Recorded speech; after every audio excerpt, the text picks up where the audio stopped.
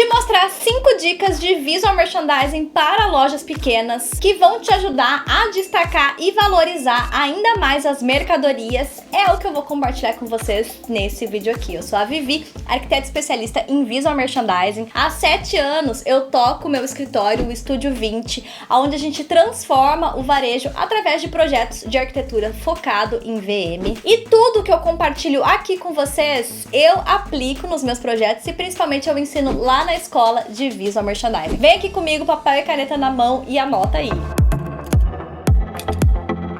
Antes de começar esse vídeo, seja você um lojista ou um profissional querendo se tornar um expert em VM, conta pra mim, por acaso a loja expõe as mercadorias por categoria? Ou seja, blusa, blusa, blusa, calça, calça, calça, vestido, vestido, vestido? Porque se você faz isso, ou se o teu cliente faz isso, meu amor, essa é a pior forma para expor os produtos dentro da loja. Embora seja prático no dia a dia, isso é um matador de vendas. Existem algumas ressalvas, alguns momentos em que sim, a gente expõe os produtos por categoria, mas na grande maioria, as boutiques, as lojas, as multimarcas do varejo acabam fazendo isso porque é prático. O que acontece? Quando a marca faz isso, ela não ensina o cliente a comprar. Se você for parar para pensar, as grandes marcas que são referências no varejo, vamos pegar Shoulder, Renner e por aí vai, existe um único período do ano em que essas marcas expõem toda a loja por categoria. E sabe quando isso acontece? Quando a loja entra em liquidação. Então, quando a gente expõe os produtos da marca por categoria, embora a gente esteja facilitando a nossa operação do dia a dia, a gente está afundando as vendas da loja como um todo. Então vamos lá, papel e caneta na mão, vamos entender os truques de visual merchandising para coordenar os produtos para gerar mais vendas e valor. A principal técnica que nós usamos dentro do VM é o cross merchandising. O cross consiste em criar uma ocasião de uso dentro de um único equipamento, dentro de uma ilha, enfim, dentro de uma arara, para que você consiga expor produtos que se correlacionam entre si. Produtos em que o cliente consiga entender qual é a ocasião que ele pode usar aquela mercadoria e principalmente o motivo da gente fazer isso é porque quando a gente agrupa produtos que servem para a mesma ocasião de uso, que são similares, que se correlacionam, quando a gente consegue coordenar esses produtos em um único equipamento, a gente aumenta as nossas chances de vender mais mercadorias. E esse é o grande segredo do visual merchandising.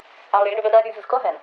Aumentar o número de peças em cada atendimento, ou seja, fazer com que o cliente que comprava uma, compre 3, 5, 7 e por aí vai. Sai com a sacola cheia, né? Vamos lá, vamos falar sobre o cross merchandising. Primeiro passo para você aplicar o cross aí dentro de uma loja. Parece contraditório, mas o primeiro passo é separar por cores. Sim, faça um grande degradê de cores na tua loja. Comece separando tons terrosos, tons neutros, tons quentes, tons frios. A partir disso, você vai conseguir identificar quanto você tem de cada uma dessas mercadorias. Você tem muitas peças frias, muitas peças quentes, você tem muitos tons terrosos ou pouco, você tem quase nada de tons neutros, tipo branco, preto, cinza. Depois que você separou a loja como um todo por cores e principalmente conseguiu identificar blocos que você pode trabalhar para coordenar esses produtos, por exemplo, rosa combina muito bem com amarelo, com roxo, e esse é um vídeo muito legal aqui no canal falando sobre as combinações, sobre o círculo cromático, então dá uma olhadinha lá que você vai entender como combinar essas cores de uma maneira mais expert, de uma maneira mais profissional. E aí você vai vir aqui para esse tópico número 2, que é em cada arara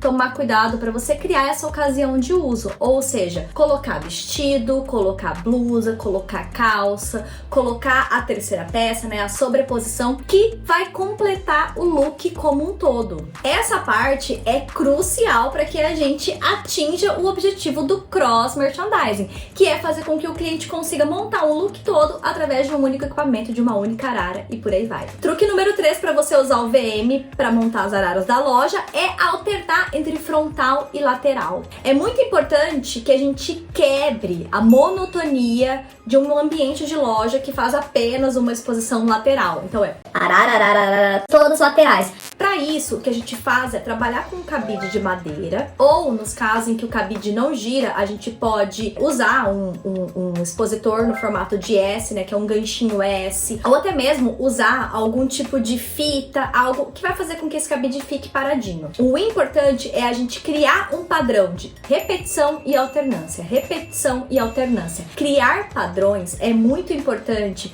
para que a gente resolva problemas de uma maneira fácil. E basicamente essa é a forma como o nosso cérebro trabalha. O nosso cérebro está o tempo todo tentando resolver problemas, tentando encontrar padrões. E quando a gente cria um ambiente de loja em que a leitura é fácil, ou seja, a gente tem uma repetição, a loja é frontal, lateral, que é o que a gente fez aqui dentro desse projeto, a gente consegue criar uma leitura mais harmônica do espaço como um todo. Então, um truque muito importante de visual merchandising na hora de coordenar os produtos da loja é esse, é alternar entre frontal e lateral. Acessórios de VM que você pode usar além do cabide de madeira é o cabide de silhueta, certo? Onde você consegue fazer a exposição do look completo, ou até mesmo o prolongador de cabide, que é algo muito simples que vocês encontram no Mercado Livre para comprar, justamente com esse nome, prolongador de cabide, em que é uma fita com vários furinhos, aonde você consegue conectar o cabide de blusa com o cabide de calça para fazer essa exposição do look frontal, que inclusive é exatamente o truque que a gente está usando nessa foto aqui, que é um VM montado pelo Estúdio 20. Truque número 4 de VM é caprichar no styling. Quando a gente cria essa alternância entre frontal e lateral, a gente consegue criar exposições de alto impacto. Isso faz com que o cliente, quando entra dentro da loja, ele faz uma leitura do espaço como um todo, e aí ele vai identificar qual é a modelagem, qual é a cor que tem mais a ver com o estilo dele. Ele vai se direcionar até essa área. Então, na hora que você montar esse frontal, é muito importante que ele venha carregado de styling, de acessórios, ou seja, coloca um colar, coloca uma bolsa, coloca um brinquinho, coloca um cinto, dá pra você colocar um chapéu do lado, como a gente fez nesse styling aqui. E principalmente as cores dessa arara precisam conversar com esse look frontal. Ele vai funcionar como um manequim, então ele vai atrair o cliente até aquele ponto. Quando ele chegar lá, ele vai encontrar um mix de produtos que se relacionam entre si. Sobre a quantidade de cores nessa arara, eu sempre indico que o ideal é a gente trabalhar de 3 a 4 blocos de cores no máximo, sendo um bloco de cor neutra, seja branco, preto,